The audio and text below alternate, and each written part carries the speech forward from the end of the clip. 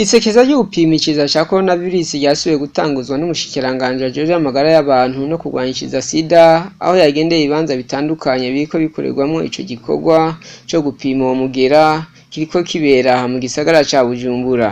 Ivyo bibanza navyo twovuga nko kuri Hotel Medie, kuri ETS Kamenge, hamwe no mu kibanza cyo mu Kanyosha, eka yanagendeye n'ikibanza ingenzi zipimishirizamo cyo kuri NSP. Muganga Tadende Kumana amenyesha ko ugerageje kuraba akamuko kwipimisha abene gihugu ngo barakitabiriye, eka n'ingenzi zirondera kuja hanze y'igihugu ziritabira ico gikorwa. Ko mwabonye abantu bitavye cyane kuko turaje gushika isaha saa 8 ibura tumaze kwakira abantu bashika 400 ngaha kuri ETS, kuri Meridie no ngaha mu Kanyosha.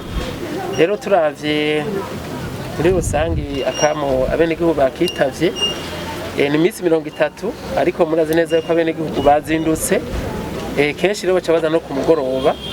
Ikindi naco twabonye nuko n'abagenda hanze ari benshi uko twaciye kuri NSP murabona yuko ingenzi zagiye kwipimisha uko twabiteguye. Rero ntibavangana nko kuri Hotel Susedinire mwabonye yuko harimo imice 3 aho abaje kwitabira isekeza gitiriwe ndakira sinandukiza coronavirus bateguriwe ahantu hiwabo. Abasanzwe ariko barakurikiranwa bari ku miti ahantu hiwabo baza kugira ibipimo vya control, mbere n'abasanzwe bari muri quarantaine tutararekurira kwinjira mu gihugu. Rero na ruguru haba mu ntara za Ngozi, Karusi, hose abene gihugu bitavye ko dusanzwe dupima mu gihugu cose. Turavye rero indwi iheze kuva tubonye babandi ba mbere twaciye twihutira kurondera abo baba baragiye hamwe bose.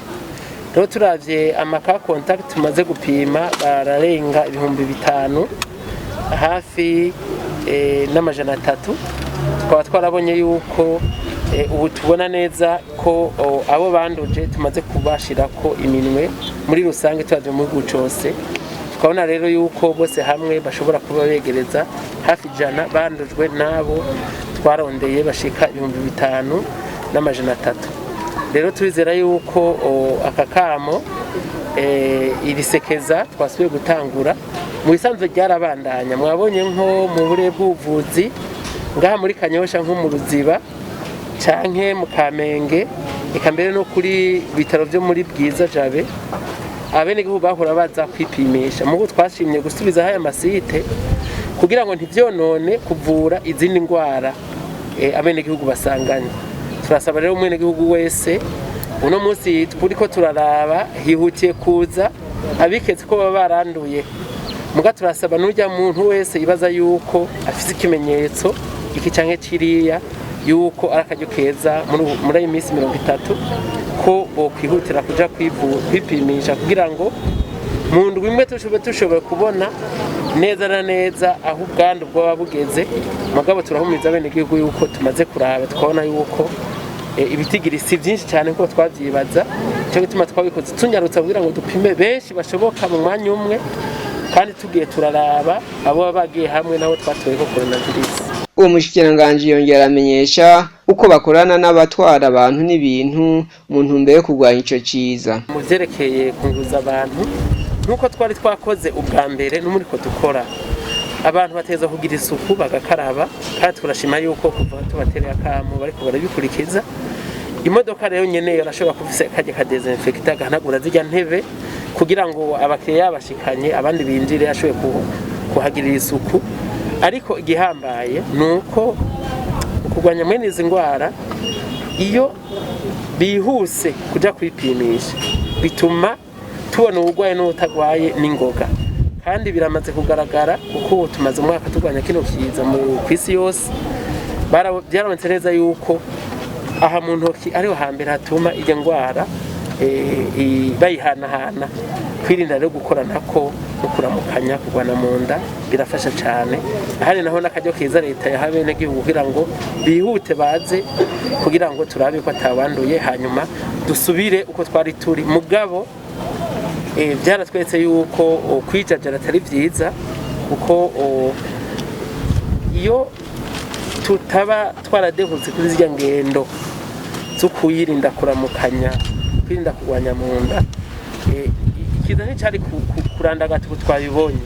Mugabo turashimira Imana yuko n'ubu twashoboye gushobora kwegeranya abantu bose bagiye hamwe nabo twatuye kurya ngwara, tukaba twashoboye kubapima.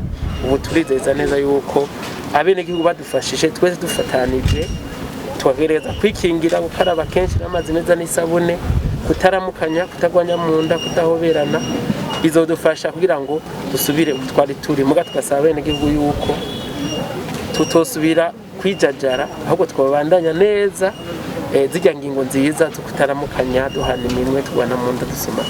Ku kibazo cyabajije ku bijyanye n'imigenderanire y'Uburundi na Tanzania, ko iyo migenderanire ishobora gutuma ico kiza kigwirirana, umushikiranganji yishuye ati imbibe zacu ingene tubanye neza n'abantu bo muri Tanzania. Kenshi burya ababazana izi ngwara si bajya baba hakurya y'umupaka, usanga ari abantu baba baje kure, baza bava kure, ahanini baza bava mu yandi makungu bagaca Ikigoma canke Kobero.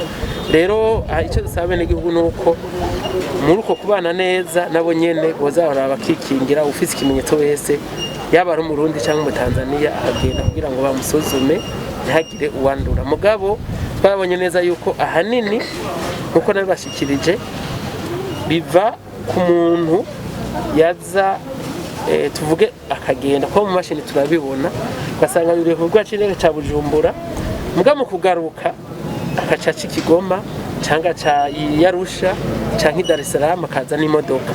Ico gihe rero abantu bateza kumva ko dutandukanya abenegihugu bari ku mipaka basanzwe bibere ngaha mu mutekano, n'abandi baza bava mu makungu bakaza n'imiduga, mugabo ntashobora kuja muri karantene. Ubu rero abo basabwa uvuye Nairobi, uvuye mu Uganda, nuze n'indege winjira kuri rwa c'indege ca Bujumbura. Bitandukanye rero n'abajya abenegihugu basanzwe usanga ari kararimira imyumbati hakurya ku metero 2, ivyo nibaza ko atangurira bishobora kudutera. Mumenya ko ico gikorwa cyo gupima uwo mugera kiriko kirabera mu gihugu cyose.